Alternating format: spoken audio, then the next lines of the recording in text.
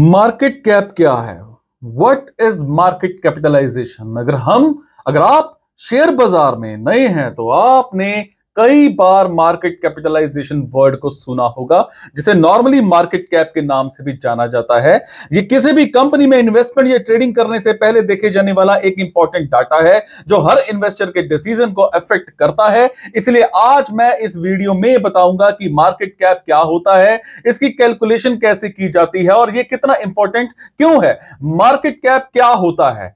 Market cap का सीधा सा मतलब टोटल मार्केट वैल्यू से होता है, जिसे उस कंपनी के थ्रू जारी किए गए टोटल आउटस्टैंडिंग शेयर के नंबर को प्रेजेंट में चल रही एक्चुअल शेयर प्राइस से जो भी है मल्टीप्लाई करके निकाला जाता है। इससे कंपनी के साइज का पता चलता है, जिसकी हेल्प से इन्वेस्टर फ्यूचर पोटेंशियल का अंदाजा लगा पाता है और रिस्क एंड रिवॉर्ड को ध्यान में रखते हुए इन्वेस्ट कर पाता है। फॉर एग्जांपल, अगर प्रेजेंटली रिलायंस के एक शेयर की कीमत 200 रुपए और रिलायंस के थ्रू टोटल 10,000 शेयर्स जारी किए हुए हैं, तो ऐसे में रिलायंस का टोटल मार्केट कैप होगा 20 लाख रुपए। 200 मल्टीप्लाइड बाय 10,000। मार्केट कैप की कैलकुलेशन कैसे होती है? इसका एक सीधा सा फॉर्मूला होता है, market capitalization is equal to market current share price multiplied by total outstanding shares. Current share price open market के दौरान किसी भी कंपनी की जो रनिंग प्राइस चल रही होती है उसे करंट शेयर प्राइस कहा जाता है। यह demand, supply, company growth, financial data और अदर फैक्ट्स के बेस पर चेंज होती रहती है। मैं बात करूंगा आउटस्टैंडिंग शेयर्स की। आउटस्टैंडिंग शेयर्स का मतलब कंपनी के थ्रू जारी किए गए टोटल ऑथराइज्ड शेयर्स में से होता है, जो हर तरह के इन्वेस्टर, हर तरह के प्रमोटर, ऑफिसर, एम्प्लॉय के पास अवेलेबल होते हैं। इसमें ट्रेजरी शेयर्स शामिल नहीं होते हैं, जिन्हें कंपनी ने बाय बैक किया होता है।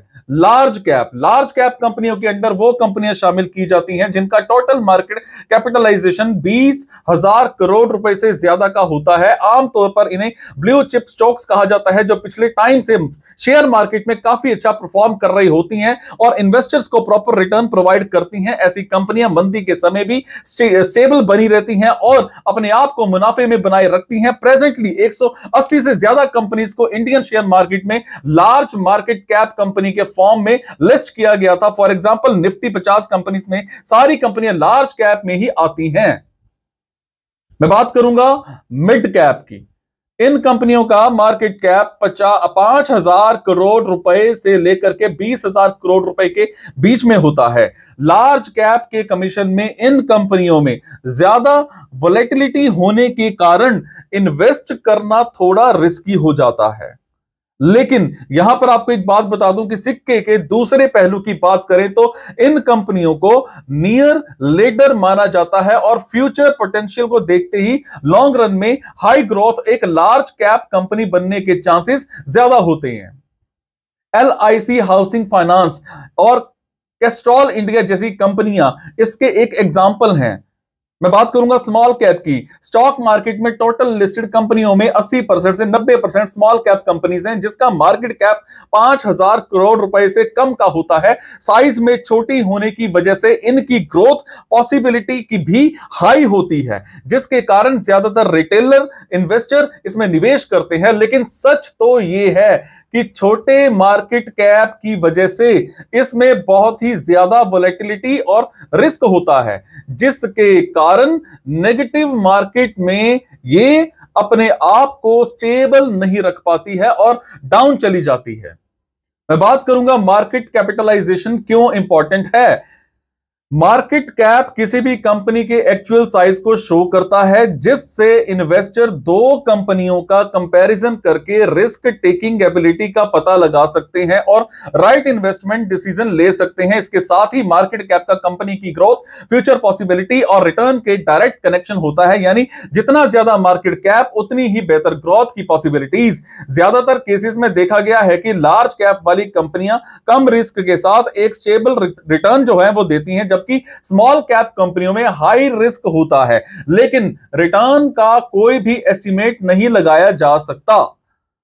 पूछे जाने वाले कुछ सवाल होते हैं। सबसे पहला सवाल होता है कि फ्री फ्लोट मार्केट कैपिटलाइजेशन क्या होता है। इसका जवाब मैं दूंगा कि फ्री फ्लोट मार्केट कैप में कंपनी के सिर्फ उन शेयर्स पर कैलकुलेशन की जाती है जो कि स्टॉक एक्सचेंज पर ट्रेड करने के लिए अवेलेबल होते हैं। इसमें उन शेयरों को शामिल नहीं किया जाता है जिन्हें कंपनी के किसी भी एग्जीक्यूटिव या फिर गवर्नमेंट इंस्टीट्यूशन या फिर किसी प्राइवेट कंपनी के थ्रू होल्ड करके रखे जाते हैं। दूसरा सवाल आपका हो सकता है कि हाई और लॉ में से कौन सा मार्केट कैप अच्छा होता है। यह अलग अलग इन्वेस्टर्स पर डिपेंड करता है। अगर अगर आप लो रिस्क के साथ एक अच्छा रिटर्न चाहते हैं तो आपको लार्ज कैप कंपनियों में इन्वेस्ट करना चाहिए। दूसरी तरफ अगर आप हाई रिस्क लेकर के हाई रिटर्न कमाना चाहते हैं तो आप स्मॉल कैप में इन्वेस्ट कर सकते हैं। मैं अगला सवाल का जवाब दूंगा, मार्केट कैप और एंटरप्राइज वैल्यू में क्या डिफरेंस होता है। यह आपका सवाल हो सकता है कि मार्केट कैप कंपनी की टोटल वैल्यू बनाता है जो टोटल जारी किए गए शेयर्स और शेयर प्राइस को मल्टीप्लाई करने पर आती है। इसका फॉर्मूला है market capitalization is equal to total outstanding share multiplied by share price. Enterprise value company की असली कीमत को शो करता है जिसे मार्केट कैप में डेप्थ को जोड़ करके और कैश को घटा करके कैलकुलेट किया जा सकता है। इसका फॉर्मूला है enterprise value is equal to equity value plus डेप्थ plus chosen stock plus interest minus cash. क्या मार्केट कैप डेली बदलता है? टोटल शेयर्स और शेयर प्राइस को गुना करने से मार्केट कैपिटलाइजेशन आता है। ऐसे में हर कंपनी की शेयर प्राइस में रोजाना छोटे मोटे बदलाव होते रहते हैं जिसके कारण मार्केट कैप भी चेंज होता रहता है। फॉर एग्जांपल, मान लें एचडीएफसी बैंक के टोटल शेयर्स हैं 10 लाख और 1 अप्रैल को उसकी शेयर प्राइस है 10 रुपए। ऐसे में उसका मार्केट कैप होगा 1 करोड़ रुपए। लेकिन 2 अप्रैल को उसकी शेयर प्राइस बढ़ करके 11 हो जाती है तो उसका टोटल मार्केट कैप भी बढ़ करके 1.1 करोड़ हो जाएगी। क्या कंपनी के अलावा हर चीज का मार्केट कैप होता है? यह आपका सवाल हो सकता है कि आप हर वैल्यूएबल चीज को उसका मार्केट कैप निकाल सकते हैं। For example NSC and PSC जो कि एक स्टॉक एक्सचेंज है उनका भी मार्केट कैप मौजूद है। अगला सवाल आपका हो सकता है कि क्या स्मॉल कैप स्टॉक्स और पेनी स्टॉक्स एक ही होते हैं?